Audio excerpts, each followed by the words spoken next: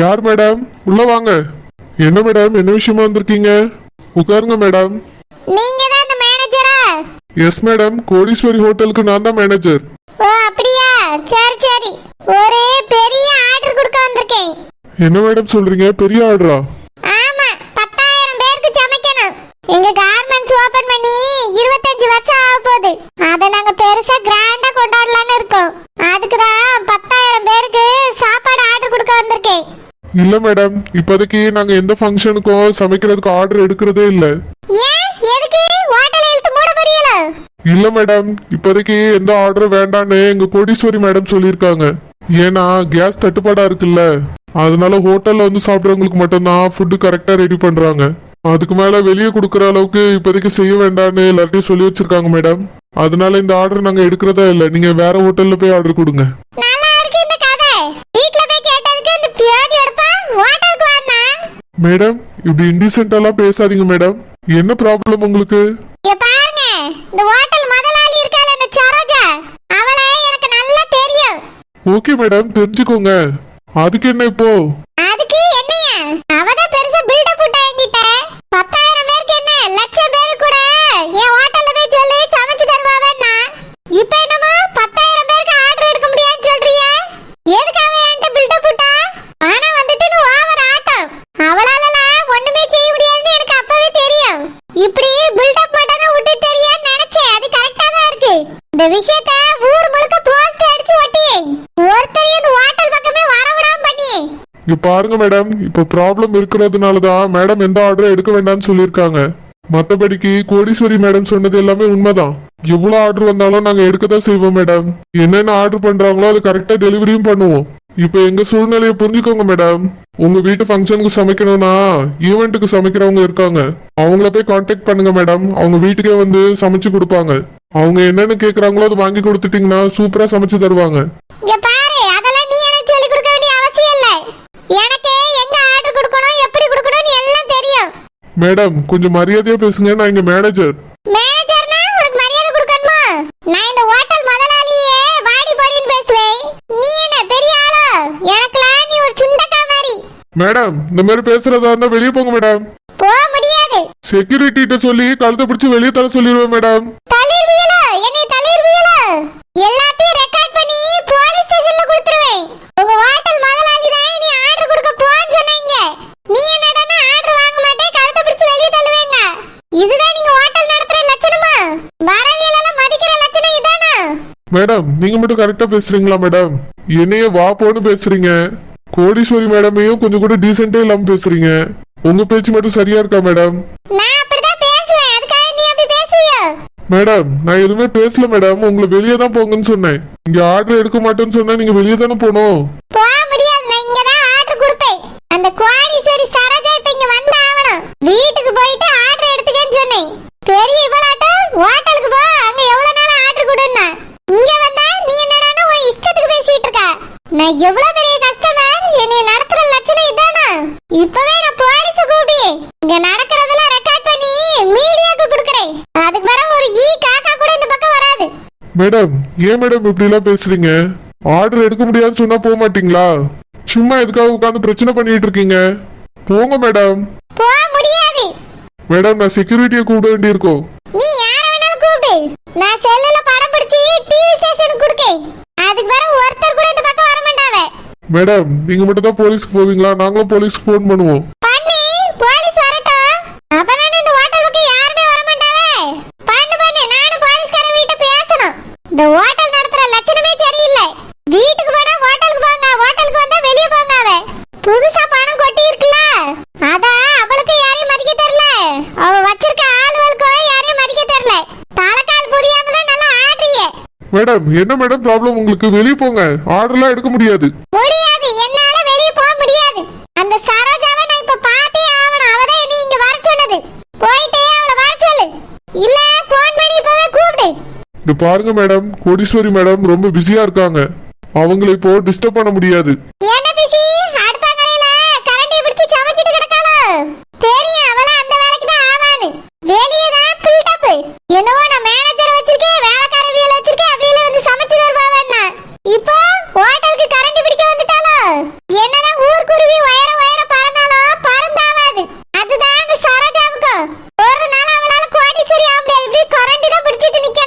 இங்க பாருங்க மேடம், இது அவங்களோட ஹோட்டல். அவங்க கரண்டியும் பிடிப்பாங்க, கல்லா பெட்டியில உட்காருவாங்க. உங்களுக்கு என்ன மேடம்? நீங்க எதுக்கு இதெல்லாம் பேசுறீங்க? உங்க ஆர்டரை தான் நாங்க எடுக்க மாட்டோம்னு சொல்லிட்டோம்ல. வெளியே போங்க மேடம். என்னால போக முடியாது. அந்த சரோஜா வராம இங்க இருந்து நான் ஒரு அடி கூட எடுத்து வெளிய வைக்க மாட்டேன். இப்பவே இங்கவே அந்த சரோஜா வந்து ஆவணும். வர வரைக்கும் நான் இங்கே தான் இருப்பேன். யாராவது என்னை வெளிய துரத்தணும்னு நினைச்சியே போட்டோ பிடிச்சி டிவி ஸ்டேஷன் கொடுத்துருவேன். போ, அந்த சரோஜாவை கூட்டிட்டு வா. அவட்ட நான் பேசணும். இந்த ஆர்டரை நான் கொடுத்தே ஆவணும். என் ஆர்டரை மட்டும் எடுக்கல, அதுக்கு வர அவ்வளவுதான் அவளை. உங்ககிட்ட நான் சொன்னா புரியாது. வெயிட் பண்ணுங்க, நான் போய் கோடீஸ்வரி மேடம் கூட்டிட்டு வரேன். போ போ, சீக்கிரம் கூட்டிட்டு வா. இந்த பேச்சு பேசலன்னா இவன் இங்க இருந்து அவளை கூட்டிட்டு வரேன்னு போயிருப்பானா? எவ்வளவு திமிரா உட்கார்ந்துகிட்டு என்னையவே வெளியே போங்க. அவ வரட்டும், என்ன ஆட்டம் போட்டாவ. இன்னைக்கு அவ ஆட்டத்தெல்லாம் மொத்தமா அடக்கிட்டு போறேன். ஆர்டர் எடுக்க மாட்டாவளாம்ல. என் ஆர்டர் மட்டும் எடுக்காம இருக்கட்டுமே. அதுக்கு பிறகுதான் நான் யாருன்னு அவளுக்கு தெரியும். Madam, Kodeeswari madam. என்ன மேனேஜர்? மேடம், ஒரு லேடி வந்து ரொம்ப பெரிய ப்ராப்ளம் பண்ணிட்டு இருக்காங்க மேடம். ப்ராப்ளம் பண்ணிட்டு இருக்காங்களா? யாரு? சாப்பிட வந்தவியல? இல்ல மேடம், ஒரு ஃபங்க்ஷனுக்கு ஆர்டர் கொடுக்க வந்திருக்காங்க. அவங்க ரொம்ப மோசமா என்னைய பேசுறாங்க மேடம். என்னைய மட்டும் இல்ல மேடம், உங்களையும் மோசமா பேசுறாங்க. அவங்களுக்கு உங்களை நல்லாவே தெரியுமா மேடம்? உங்ககிட்ட ஆர்டர் கொடுக்க வந்தாங்களா? நீங்க தான் என்கிட்ட பேச சொன்னீங்களா? இப்போ எங்க ஹோட்டல்ல எல்லாம் ஆர்டர் எடுக்கிறது இல்லைன்னு சொன்னதுக்கு ரொம்ப திமிரா பேசுறாங்க மேடம். ஆர்டர் எடுத்தாதான் போவேன்னு உட்கார்ந்துருக்காங்க. உங்களை பார்த்து பேசணுமா மேடம்? உடனே கூட்டிட்டு வர சொன்னாங்க. ஆர்டர்லாம் இப்ப எடுக்கிறது இல்ல, போங்கன்னு சொல்ல வேண்டியதானே? சொல்லிட்டேன் மேடம், ஆனா அந்த லேடி போக மாட்டேன்னு உட்கார்ந்துருக்காங்க. உங்களை பார்த்தே ஆகணுமா மேடம்? ரொம்ப திமிரா வேற பேசுறாங்க. நான் இங்க இல்லன்னு சொல்ல வேண்டியதானே? மேடம், நீங்க இங்க இருக்கீங்கன்னு தெரிஞ்சுதான் அவங்க வந்திருக்காங்கன்னு நினைக்கிறேன் மேடம். நீங்க தான் இங்க குக் பண்றீங்கிறதெல்லாம் கேள்விப்பட்ட மாதிரியே பேசுறாங்க மேடம். ரொம்ப திமிரா வேற நடந்துக்கிறாங்க.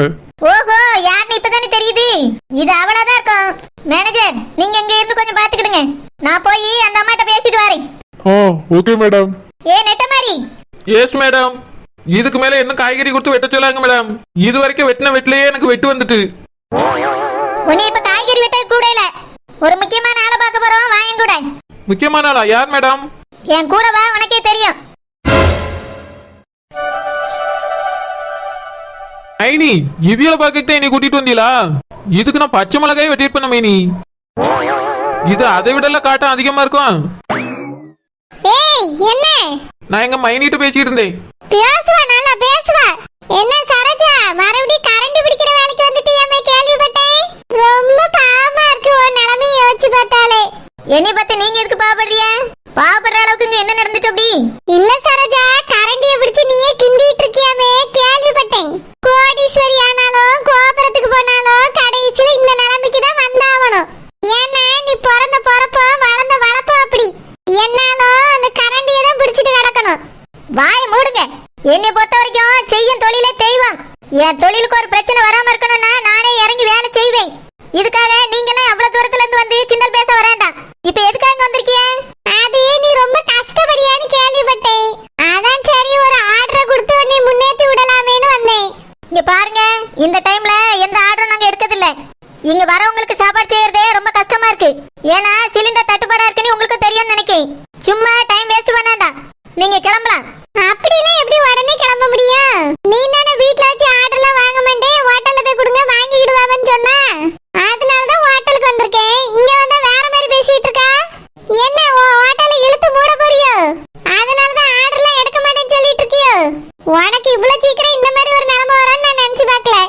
அப்படி நீங்க நினைக்க மாதிரி எந்த நிலைமை வரல, நான் நல்லா தான் இருக்கேன். அப்படியா? உன்னை பார்த்தா அப்படி தெரியலையே. வீட்ல வச்சு பேசும்போது ரொம்ப திமிரா பேசுன, இப்ப திமிரா அடங்குன மாதிரி தெரியுது. என்னாச்சுமா, கரண்ட் பிடிச்சு கையெல்லாம் வலிக்குதோ? இது நான் செஞ்ச தொழில் தான், இதனால தான் நான் முன்னேறி இருக்கேன். அதனால எனக்கு எப்பவுமே கஷ்டம் கிடையாது.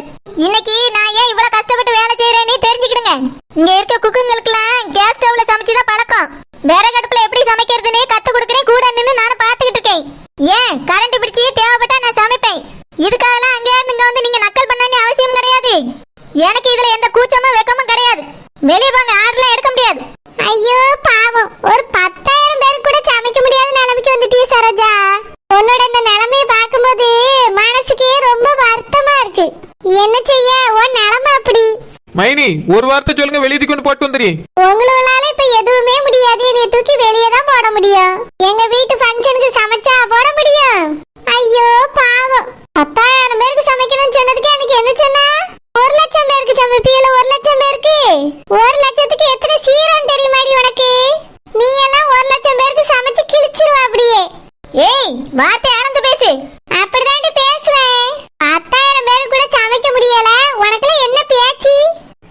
இந்த பொம்பளை ரொம்ப பேசுது மைனி. ஊன்னு சொல்லுங்க மைனி, ஊதி தள்ளிறியே. ஏய் ஊதி தள்ளுறதுக்கு நான் என்ன தூசி அடி? ராசாத்தி, கோடீஸ்வரி ராசாத்தி. ஏ சரோஜா, பேர்ல மட்டும் கோடீஸ்வரி வச்சா பத்தாது, ரத்தத்துல இருக்கணும் எங்கள மாதிரி. பெரிய கோடீஸ்வரி ஆயிட்டாலாம், கோடீஸ்வரி. பணம் வந்துட்டா நீ கோடீஸ்வரியாக்கா. கரண்ட் பிடிச்சு சமைக்கிறவளாம் பெரிய கோடீஸ்வரி. உனக்கெல்லாம் என்னால இந்த நிலைமை தான். எவ்வளவு பணம் வந்தாலும் இந்த கரண்டியை தான் பிடிக்கணும். பரவாயில்ல, கரண்ட் பிடிக்கிறது என்னோட தொழில். நான் எப்பவுமே பழச மறக்க மாட்டேன். கரண்ட் பிடிச்சு சமைக்கிறது என் ரத்தத்துல ஊறி இருக்கு.